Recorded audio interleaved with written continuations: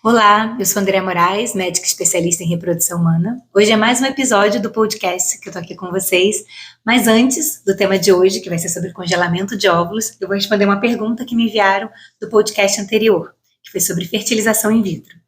A dúvida é da Aline. Pode fazer FIV na menopausa?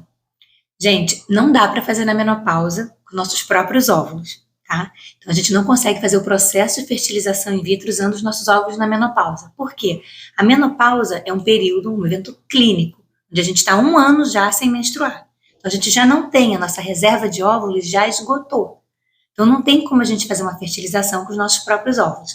Diferente de numa baixa reserva ovariana. Se a gente tiver numa baixa reserva ovariana, ou numa condição que é a insuficiência ovariana prematura, que ocorre antes dos 40 anos, a gente fica algum período às vezes sem menstruar, os exames já mostram que tem uma reserva muito baixinha realmente, essas pacientes eventualmente podem sim engravidar de um óvulo próprio.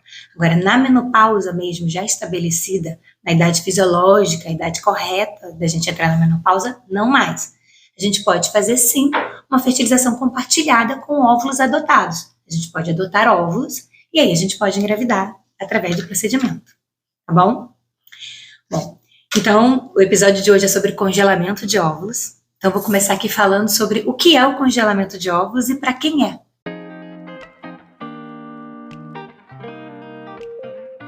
O congelamento de óvulos é uma técnica também de reprodução assistida, ou seja, que a gente médico vai estar intervindo, acompanhando o paciente nessa jornada para ter uma família, onde o paciente preserva a sua fertilidade.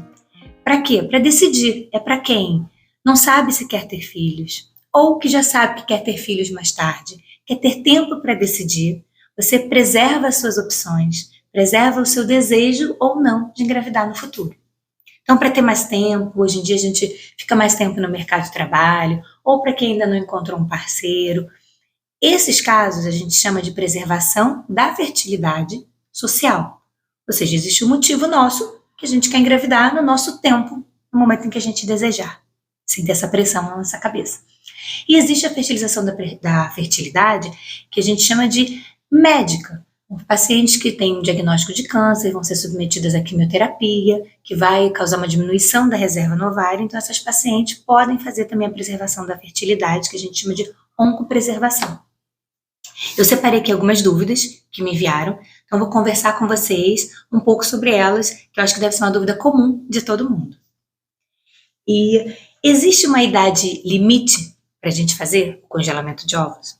Há muitos anos atrás, a gente achava que existia essa idade limite.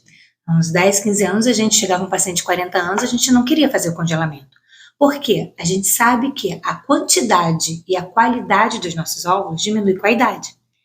Então, a gente vai oferecer, eventualmente, uma quantidade menor de óvulos a ser congelados e uma menor qualidade também. Com o tempo, as técnicas de congelamento, os meios de cultura, eles vieram se aprimorando, eles estão melhores, então a gente consegue um resultado de, quando descongela melhor, a gente já não perde esses óvulos, já não perde tanto, a gente consegue manter a qualidade da época em que foi coletado, um pouco melhor. Então a gente vem mudando e dando direito a essas pacientes. Claro que elas vão ter uma menor quantidade, eventualmente, de óvulos coletados, mas elas têm o direito, podem fazer mais de um processo de congelamento. Infelizmente, ainda é um procedimento que é caro para a realidade do nosso país, mas a gente tem que dar o direito do paciente tentar, aqueles pacientes que querem. Então, se você já tem uma idade mais avançada, o ideal, o que é o ideal? O ideal é a gente congelar os óvulos antes dos 35 anos, já que após os 35 anos, essa quantidade e qualidade diminui bastante. Segundo a Sociedade Americana, a gente deve fazer esse congelamento antes dos 30 até, o que não é bem a nossa realidade.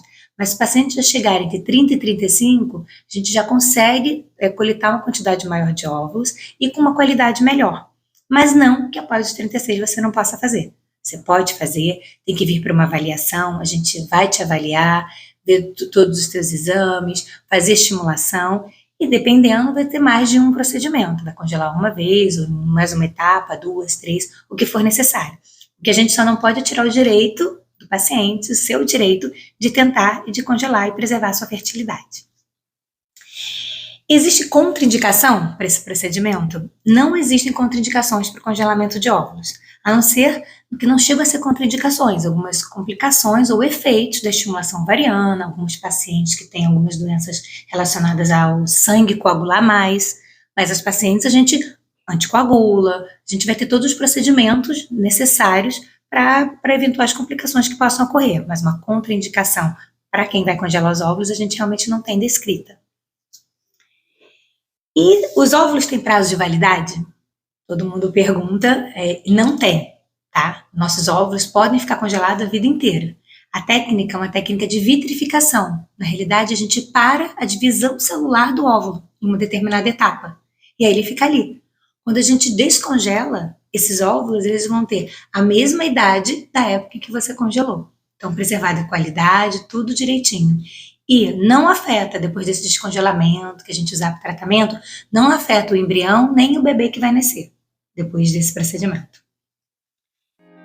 Bom, acho que as dúvidas que eu tinha foram mais ou menos essas daqui que eu falei para vocês. Se vocês tiverem mais dúvidas, vocês me enviem mensagens ou podem escrever aqui nos comentários que eu respondo.